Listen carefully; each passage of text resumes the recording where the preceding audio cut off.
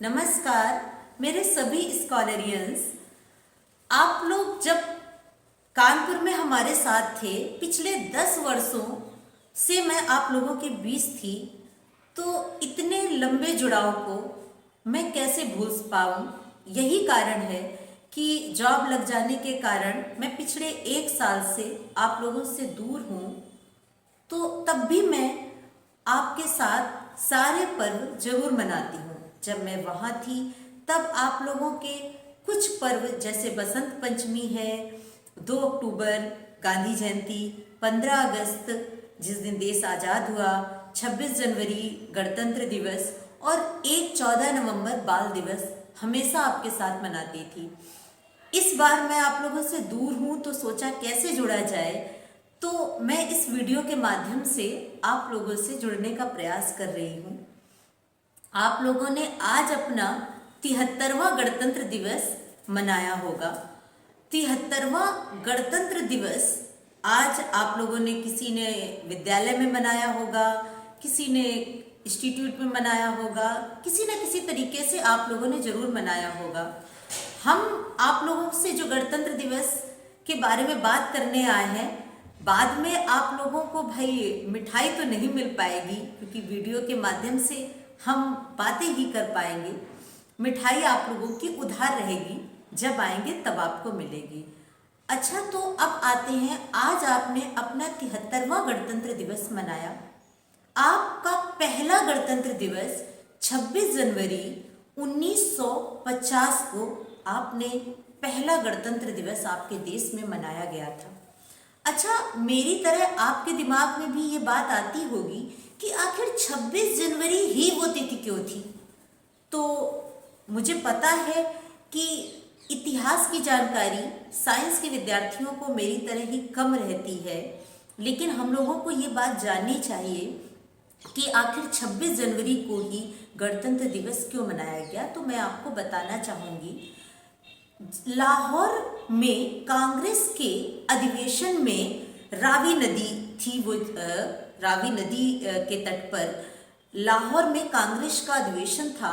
वहां पर 31 दिसंबर 1929 को, डेट ध्यान से याद रखिएगा, 31 दिसंबर 1929 को जवाहरलाल नेहरू और सुभाष चंद्र बोस, इन दोनों ने पूर्ण स्वराज्य की मांग की और वहां पर उन्होंने पहली बार तिरंगा झंडा लहराया। पूर्ण स्वराज्य की मांग करते हुए पहली बार तिरंगे को लहराया था उन्होंने। अच्छा, आप लोगों ने सुना होगा कि जवाहरलाल नेहरू और सुभाष चंद्र बोस में बहुत सारे वैचारिक मतभेद थे, लेकिन उस समय उनके बीच कोई भी वैचारिक मतभेद नहीं था। ये बात सच है कि बाद में उनके बीच बहुत सारे वैचारिक मतभेद थे।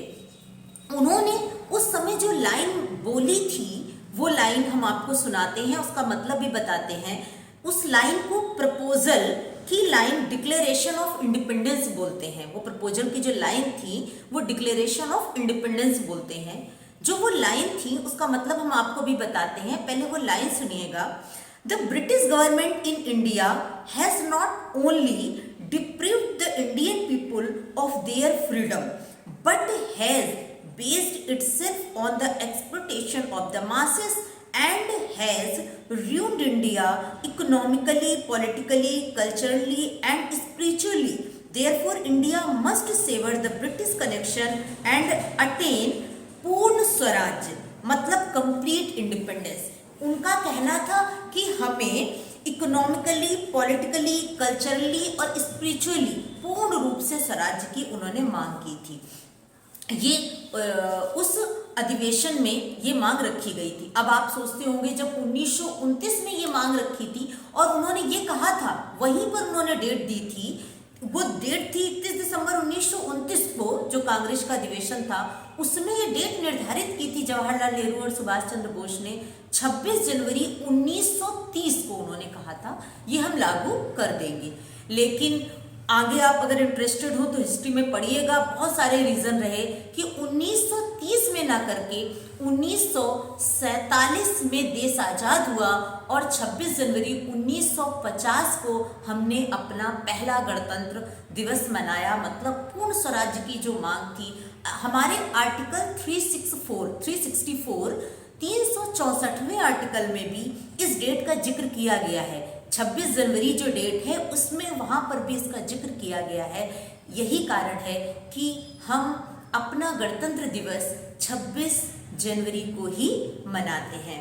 अच्छा, हम लोग हर वर्ष इस गणतंत्र दिवस को इस कारण से मनाते हैं कि जिन लोगों ने स्वराज्य की मांग करने का उद्देश्य था, जिन्होंने गुलामी को देखा है, वही स्वतंत्रता का अनुभव कर सकते हैं। तो उन लोगों ने सोचा कि ये हमेशा मनाया जाए, जिससे जो आगे आने वाली पीढ़ी है उनको याद रहे कि कितना त्याग करना पड़ा है, कितने त्याग के बाद ये आज़ादी हमको मिली है, कितने त्याग के बाद हमारा अपना संविधान है, हमारे अपनी फ्रीनेस है। तो इस वजह से ये हम हर बार मनाते हैं। हरिओम पवार ने अपने शब्दों में कहा है, जो सीने पर गोली खाने को आगे बढ़ जाते थे, भारत माँ की जय कहकर फांसी पर चढ़ जाते थे, जिनके कारण ये भारत आजाद दिखाई देता है, अमर तिरंगा उन बेटों की शान दिखाई देता है, उनका नाम जुबां पर लो तो पलकों को झपका देना, उनकी यादों के पत्थर पर 2 आंसू टपका देना। ये कारण है कि हर वर्ष हम गणतंत्र दिवस पर उन शहीदों को याद करते हैं, जिनकी वजह से हम इतने स्वतंत्र रूप से रह पाते हैं। अच्छा, शेरगंज की एक कविता है, उसको भी हम आपको बताना चाहते हैं कि हमारा जो आज हमारे क्या नैतिक मूल्य हैं देश के प्रति। उन्होंने अपनी कविता में कहा है, ग्राम शहर या कुछ लोगों का नाम नहीं होता है देश, संसद सड़कों आयोगों का नाम नहीं होता है देश, देश नहीं होता है केवल सीमाओं से, देश नहीं होता है केवल सजी धजी ऊंची दुकानों से, देश नहीं होता है केवल सीमाओं से घिरे मकानों से, देश नहीं होता है सजी धजी ऊंची दुकानों से, सज्जन सीना ताने चलते कहीं हुआ करता है देश, सज्जन सीना ताने चलते वही हुआ करता है देश, हर दिल में अरमान मचलते वही हुआ करता है देश। इस फ्रीनेस को हम लोग आज महसूस करते हैं, तो हम लोग सभी एक साथ बोलते हैं, जय हिंद जय भारत, जय हिंद जय भारत, जय हिंद जय भारत, वंदे मातरम।